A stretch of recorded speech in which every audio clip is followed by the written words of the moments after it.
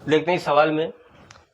सवाल कह रहा है चित्र में सी धारिता के समांतर प्लेट संधारित्र की प्लेटों के बीच का स्थान 3 समरूप परावैद्युत स्लैब से भर दिया जाता है चित्र के अनुसार। यदि इनके परावैद्युतांक K1 K2 K3 हो तो नई धारिता ज्ञात करो। एक ये समांतर प्लेट संधारित्र है, एक ये प्लेट है और एक ये, तो दोनों प्लेटों के बीच की दूरी क्या होगी D। ये अब प्लेटों का क्षेत्रफल क्या होगा, ये प्लेट का क्षेत्रफल क्या होगा A। ये वाली प्लेट इसका भी A होगा और ये वाली प्लेट इसका भी A होगा। अब इस समांतर प्लेट संधारित्र की प्लेटों के बीच में 3 परावैद्युत पदार्थ समान दूरी में भरे हुए हैं। देखो इन प्लेटों के बीच का स्थान 3 समरूप यानी समान परावैद्युत स्लैब से भर दिया गया है। तो ये पूरा क्षेत्रफल A था, तो ये इसका क्षेत्रफल कितना होगा A/3 हो जाएगा। दूसरे कितना हो जाएगा A/3, इसका भी कितना हो जाएगा A/3। 3 भागों में डिवाइड हो जाएगा।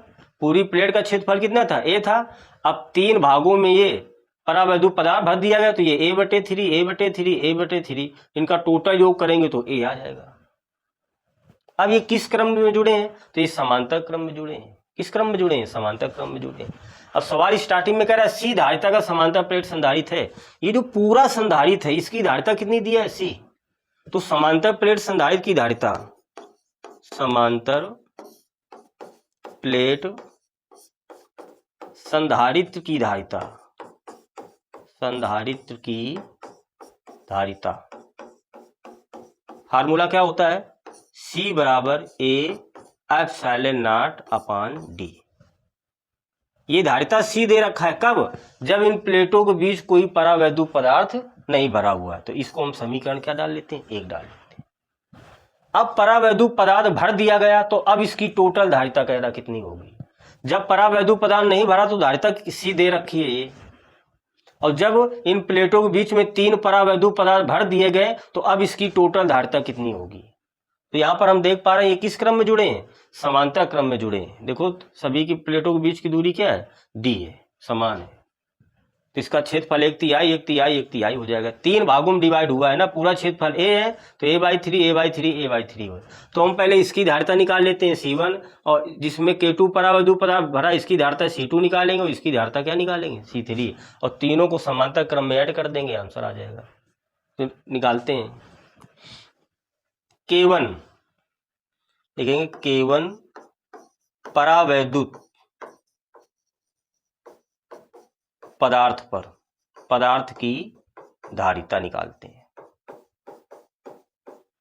C1 बराबर फार्मूला क्या होगा A/0 K1, और A की जगह A/ क्या हो जाएगा 3 हो जाएगा, और नीचे क्या हो जाएगा D हो जाएगा, ये आ जाएगा।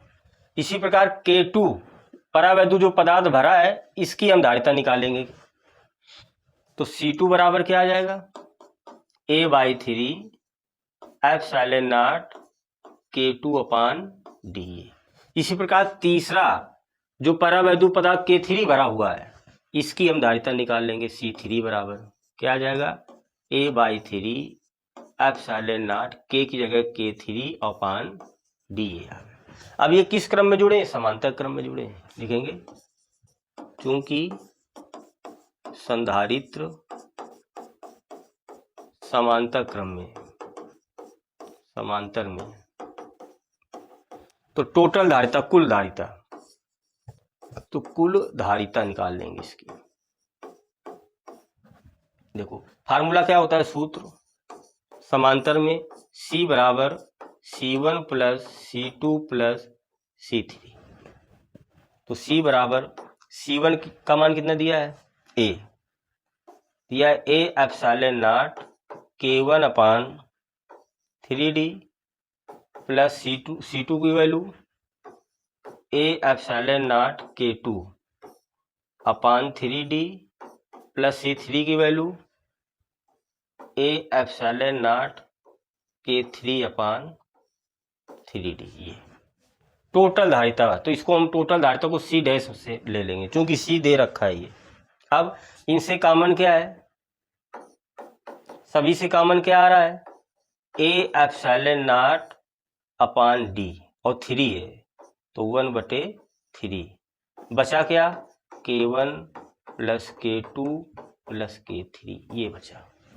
अब यहां पर हम देख रहे हैं ये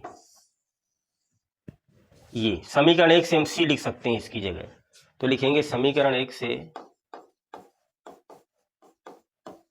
तो C डैश कितना आ जाएगा, A epsilon not upon D की जगह हम क्या लिख देंगे C, तो C/3 आ जाएगा, क्या आ जाएगा C/3 बचा क्या आपका ये इनटू में क्या K1 plus K2 plus K3 ये टोटल क्या आ गई, धारिता आ गई, यही लाना था हमको। तो इस पूरे समांतर प्लेट संधारित्र की धारिता कितनी आ गई, C/3 into K1 plus K2 plus K3 है।